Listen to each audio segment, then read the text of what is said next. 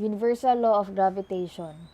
Every object in the universe attracts every other object with a force which is directly proportional to the product of their masses and inversely proportional to the square of the distance between them. So, naada kay duha ka objects. Wait lang. Let's say object 1 and object 2. So, every object in the universe attracts every other object with a force. Let's say that is the force. Kana na force is directly proportional sa product of their masses. So, mass 1 times mass 2 and inversely proportional to the square of the distance between them. So, kana na distance over r squared. Take note, ang kanina distance is gikan siya sa center aning mass 1 padulong sa center aning mass 2. Okay? So, kung i-convert nimo ni siya into an equation, you have force is equal to m1 times m2 all over r squared.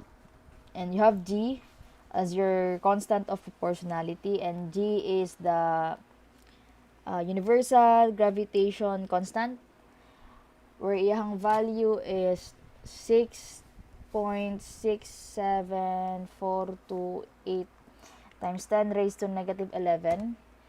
And kani siya class is naa siya sa constant 39 sa imong calculator.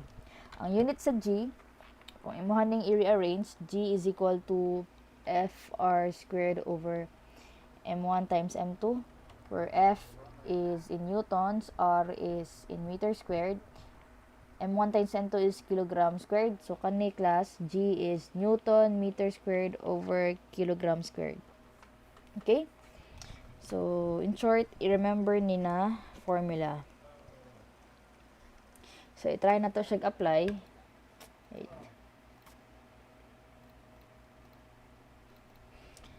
Number 1, solve for the distance from the center of the Earth that we can place an object such that the Sun's gravitational pull balances that of the Earth. The Sun is about 9.3 times 10 raised to 7 kilometers away, and its mass is 3.24 times 10 raised to 5 as that of the mass of the Earth. So, ang problem is, naado kay Earth, let's say, mo na si Earth, and mao ni si Sun, and between the Earth and the Sun, mag-place daw ka og object. Ang ginapangita sa problem is ang distance from the center of the Earth padulong sa object, let's say x, such that ang gravitational pull sa Sun will be equal po sa gravitational pull sa Earth. Okay, so kani si object. So, Fs is equal to Fe. So, find x. Okay, such that Fs is equal to Fe. Now, ang given sa problem is, the Sun is about 9.3 times 10 raised to 7 kilometers away. So, ang distance, gihatag sa problem, ang distance ni Sun padulong kay Earth, which is kana na value. And also, ang mass ni Sun daw is equal to 3.24 times 10 raised to 5 as that of the mass of the Earth. Okay, so, solving for, let's say, solving for Fe, okay. Solve sa nato sa Fe, we know the formula, G times mass sa both objects, so mass sa Earth and mass sa object. So, mass sa Earth times mass sa object all over ang distance between these two. That is x squared. Okay? Solving na po for Fs, so G times mass sa Sun times mass sa object all over ang distance between the two. So, if kani kay x, therefore, kani na distance is pila man? 3 times 10 raised to 7 minus x squared. Okay? So, kana na distance is 9.3 times 10 raised to 7 minus x. So, equating them together, you have So, equating them together, Fe is equal to Fs. So, G times ME times MO over X squared is equal to G times MS times MO all over 9.3 times 10 raised to 7 minus X squared. Wherein, makancel si G, makancel si G, si MO makancel. Ang mabilin is ME over X squared, MS over 9.3 times 10 raised to 7 minus X squared. Okay? Such that, atong ginapangita is si X, so dapat mawala na sila. We know na MS is equal to, we know that ang mass sa sun is equal to that. So, i-substitute lang nimo, ME is equal to 3.24 times 10 raised to 5 ME all over 9.3 times 10 raised to 7 minus X squared. Kani is over X squared pud ni. Then again, makancel si ME. Therefore, ang mabilin na lang sa equation is 1 over X squared is equal to 3.24 times 10 raised to 5 all over 9.3 times 10 raised to 7 minus X squared. Since isa na lang imuhang anon, pwede na ka mag shift solve. Pero take note, pag mag-shift solve mo, ayaw mo pag-shift solve na ang inyong unknown variable is naa sa denominator. Kay dugay mahuman og solve yung calculator. So, yung bahaton lang is i-cross multiply. So, yung i-type sa calculator is 9.3 times 10 raised to 7 minus X squared is equal to 3.24 times 10 raised to 5 X squared. So, diha na mo mag-shift solve para paspas ang kalkyo. Okay? So, ang answer is X is equal to pilaman 163,097.8121 or 1.64 times 10 raised to 5 kilometers. Okay. The planet Pluto has 1 over 500 the mass and 1 over 15 the radius of Earth. What is the value of G on the surface of Pluto? So, kaning G, that is acceleration due to gravity. Okay ha, acceleration due to gravity. And atong ginagamit na, ang value of gravity nato diri sa Earth, atong ginagamit pag solve og problems, di ba, is 9.81 meters per second squared. Now, kaning 9.81 meters per second squared, ma-solve na siya if gamiton na tong formula ganina, that is force times G times M1 times M2 over D squared. Kaya di ba, kung kani si acceleration due to gravity, now, di ba we have force is equal to mass times acceleration, therefore acceleration is simply force over mass. Now, if kaning mass dire is i-cross multiply na to diha, you have force over acceleration is equal to force over mass is equal to G times M2 over D squared. So, kani siya class is mahimo na siyang acceleration. So, acceleration due to gravity is equal to G times M over D squared. Okay? So, again, para ma-solve na to ni na value, kadibaan ako kanina value ma-solve sa gamit ani na formula. So, kung kani si Earth and kita ni na naa sa surface sa Earth, di ba si gravity makafeel ta og gravity that is pointed towards the center of the Earth. So, atong gamiton diri na distance is ang radius sa Earth. Okay? So, sa to pa, to solve for the acceleration due to gravity, nato diri sa Earth, you have to know the value of the radius of the Earth. And that is equal to 6,371 kilometers. Or pwede po imong i-remember na lang is 6,400 kilometers. And also, naakay mass diri so therefore, kailangan po din mo mahibalaan ang value sa mass ni Earth. So that is equal to 5.972 times 10 raised to 24 or imuhan na lang i-memorize is 6 times 10 raised to 24 kilograms. Okay, so again, kani sila na values is dapat nimo i-memorize. Okay, wala kay choice kundi i-memorize siya.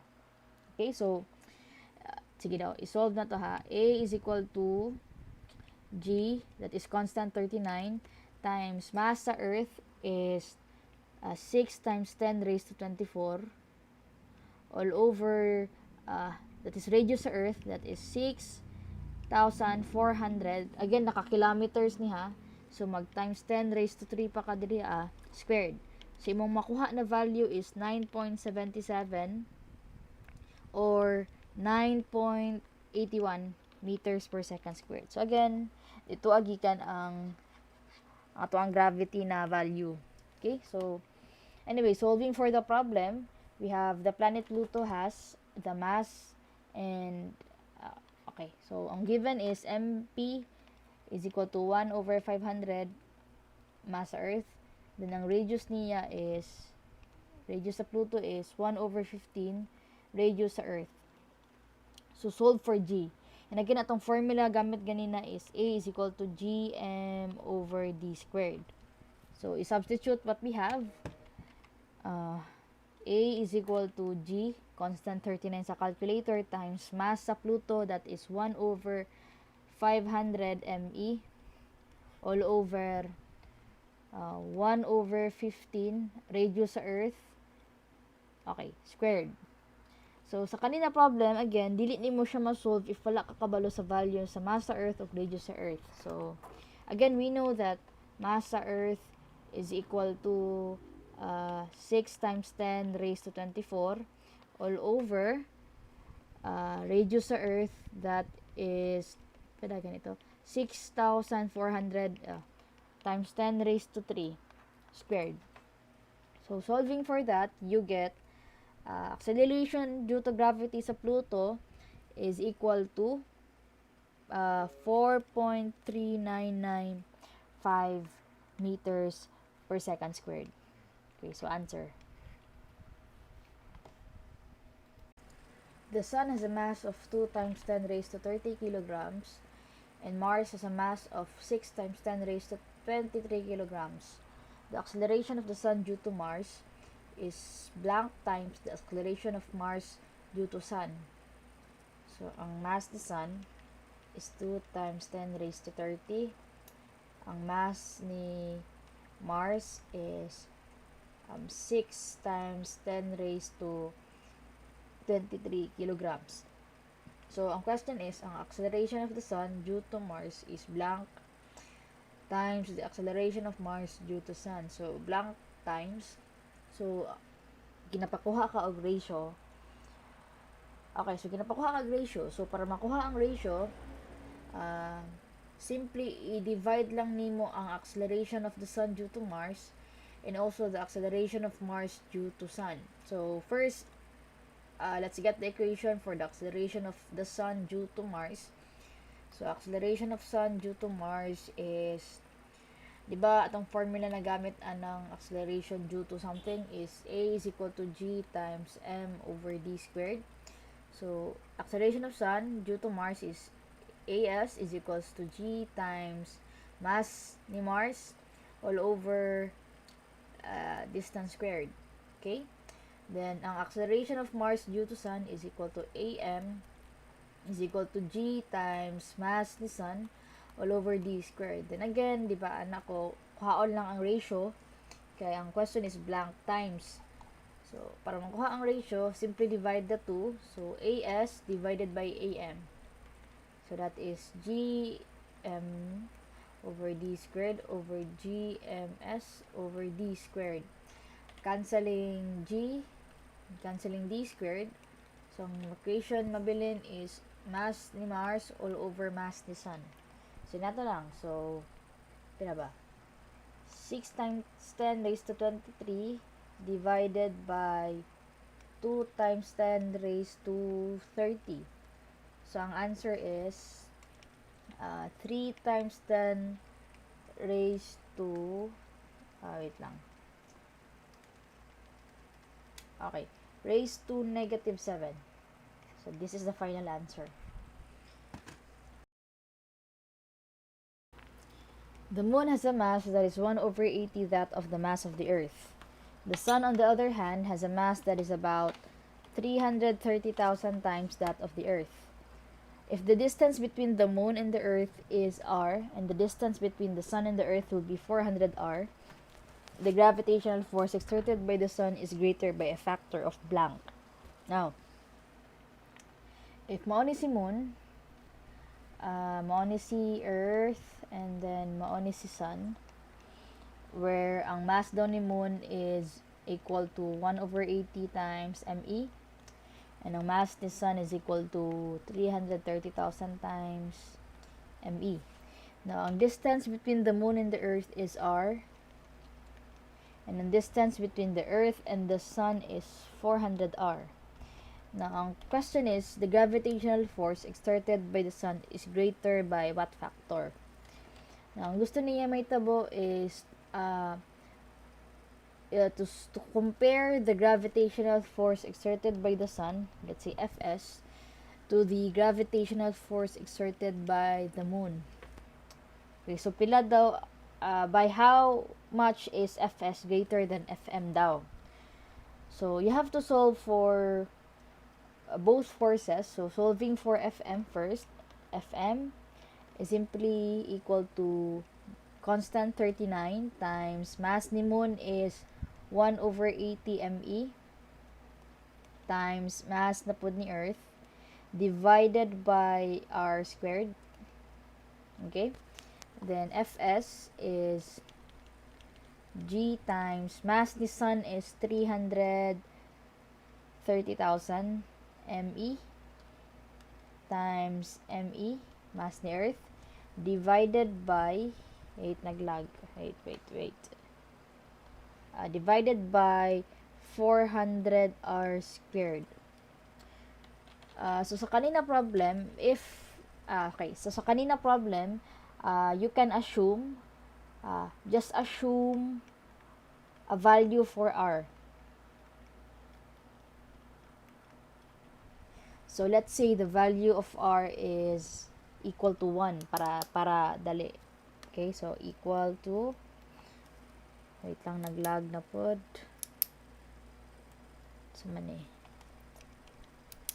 Okay, equal to 1. Okay, and if nalimtan po ninyo ang value sa mass ni Earth, you can also assume na ang mass ni Earth is equal to 1. Okay, anyway, ang nagamatter lang man jud diri sa tong equation is ang kanina part. Okay? Mao lang man jud ni ang nagamatter. So, solving for that, first is solve for Fm, then shift store to A. Next is solve for Fs, then shift store to B. Now, to get the factor of that, just simply divide B over A. And the answer is equal to pila man? The answer is equal to 165. Okay, so therefore the gravitational force exerted by the Sun is greater by a factor of 165. An object of mass 0.5 kilograms is transported to the surface of planet X, where the object's weight is measured to be 20 newtons. The radius of the planet is 4 times 10 raised to 6 meters. What freefall acceleration will the 0.5 kilogram object experience when transported to a distance of 2 times 10 raised to 6 meters from the surface of this planet? So, naaro kay object that has a mass of 0.5 kilograms. Now, this object is transported to the surface of planet X. So, let's say naasa diha, where ang iyaha daw weight is measured to be 20 newtons. Okay? Now, the radius of this planet is 4 times 10 raised to 6 meters. Now, ang question is, what is the free fall acceleration na ma-experience sa object if ang object is transported to a distance of 2 times 10 raised to 6 meters from the surface of the planet?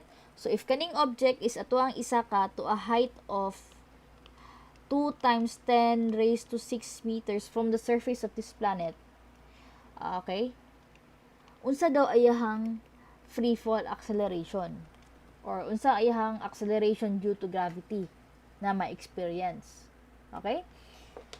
So, kani imuhang mass, okay, maski asa ka ibutang na planet, mao jud na imuhang mass. Ang imuhang weight ang mag-change. Take note, weight is equal to mass times gravity. Now, if naa ka sa Earth, ang imuhang gravity ma-experience is, di ba, 9.81 meters per second squared. Pero, ang kanina object is, gibutang man siya sa planet X, wherein ihang weight is 20 newtons. Pero, ang ihang ma-experience na gravity is different. Now, you have to solve for the gravity. So, using this formula here, solve for gravity. So, gravity at planet X is simply 20 newtons. Okay, mao na ihang weight daw at that planet divided by its mass 0.5. So, gravity at planet X is equal to 40 meters per second squared. Okay. Ma'am, dili ba kaniyang answer? Dili pa. It's because ang kanina gravity or kanina free fall acceleration is the gravity that you will experience if you are at the surface of this planet. Ang problem is looking for the free fall acceleration at this height. Okay? So, saan man na? Now, to get the free fall acceleration, di ba, that is acceleration due to gravity, that is area, A is equal to G times mass ato na planet divided by the radius of the planet, or let's say D squared, di ba? Now, sa kanina equation, ang wala tay idea is ang mass sa planet X. Okay? So, you have to solve for the mass of planet X. Now, take note, naatay gravity sa planet X at the surface, di ba? Kana. So, pwede na siya i-substitute dira. Si G, this is just constant 39 sa imong calculator. Kaning si D, that is the radius. Okay, so you can solve for mx. You can solve for the mass of the planet now. So, mx is simply equal to 40 times 4 times 10 raised to 6 squared divided by G, or constant 39. So, the mass of planet X is equal to 9.589 times 10 raised to 24, or shift store A. Okay, so nanakay mass sa planet X. Now, solving for the free fall acceleration at this height, so again, using the same formula, A is equal to G times mass sa planet X, that is shift store A, divided by D squared. Okay, pero take note, i-erase na ha. Ang imong gamiton this time is ang radius sa planet X plus katong height squared. Kay, well, ang ato ang i-consider na height, or i-consider na the distance is from the center plus ang radius plus this height. So again ha, from the center is ang radius plus the height. Okay, so that is G times shift store A divided by ang radius sa planet X is 4 times 10 raised to 6 plus katong height na gisaka siya, that is 2 times 10 raised to 6 squared. So, solving for that, the free fall acceleration at that height is equal to 17.778 meters per second squared. So, this is the answer.